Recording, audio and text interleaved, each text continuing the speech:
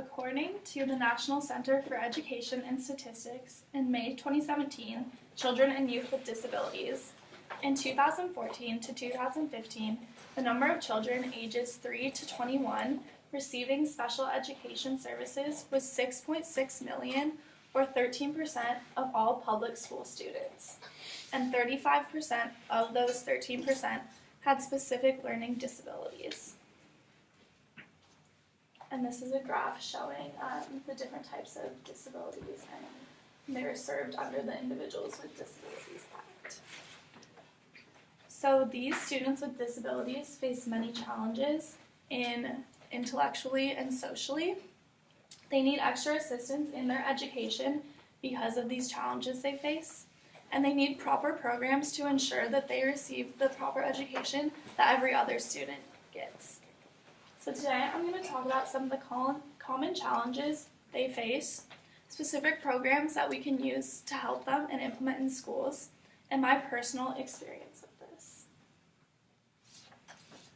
So individuals with intellectual and developmental disabilities face challenges socially and intellectually. According to Developmental Challenges for Individuals with Intellectual Disabilities, Part 2 by Barbara Tyland, some social challenges they face is with complex social interactions and the changing trends. It's the norm for everyone else, but for them it is hard to keep up with their like-minded peers. They also face challenges with social cues and social interactions.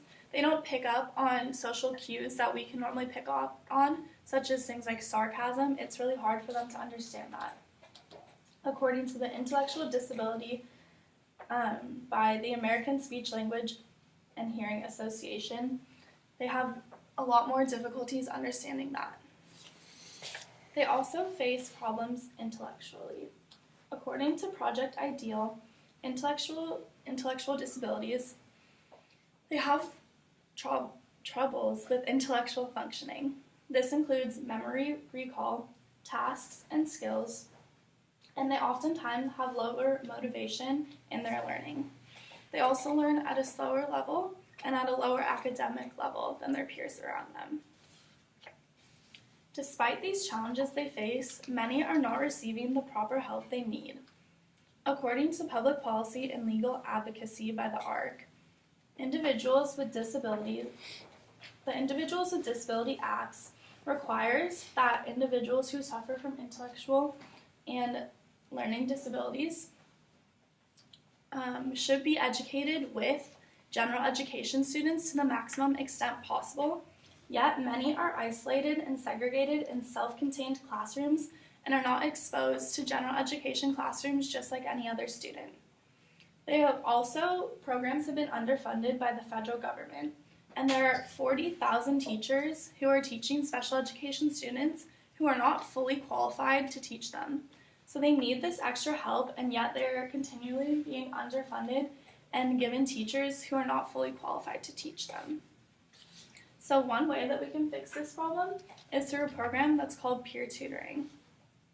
What is peer tutoring? According to Brittany Hott, peer tutoring and the Peer Council for Learning and Disabilities, peer tutoring is a flexible, peer-mediated strategy that involves students as tutors and tutees.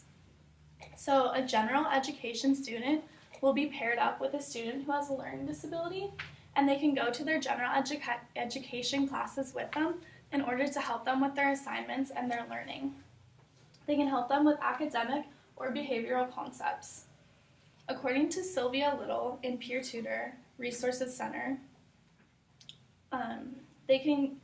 this is for students who are unable to go to general education classes on their own, and so they can have a like-minded student help them.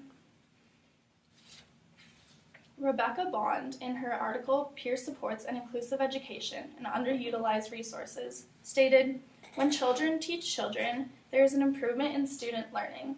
They become prosumers, meaning they produce and consume education.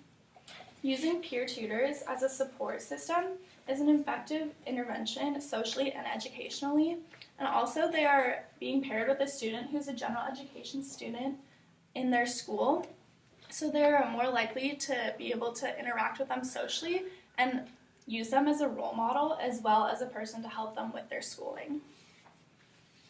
According to the Disabilities in the Education System by Aaron Lawden in 2012, federal funding provided by the government, only 17% of it goes to special education classes and funding.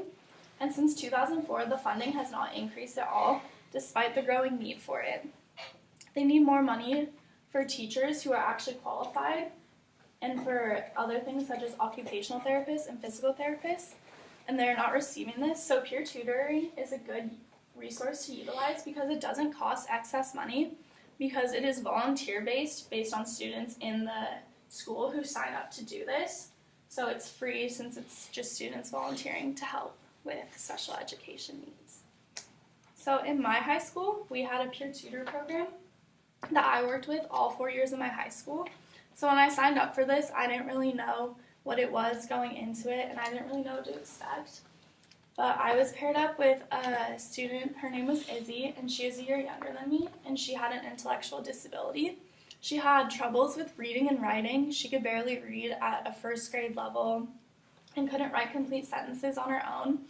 So I was paired up with her, and then every day I would come in and work with her for an hour, and we worked on reading and writing. We would read short stories from chapter books, and I would have her read to me and sound out words and sentences, and I would have her try and write complete sentences.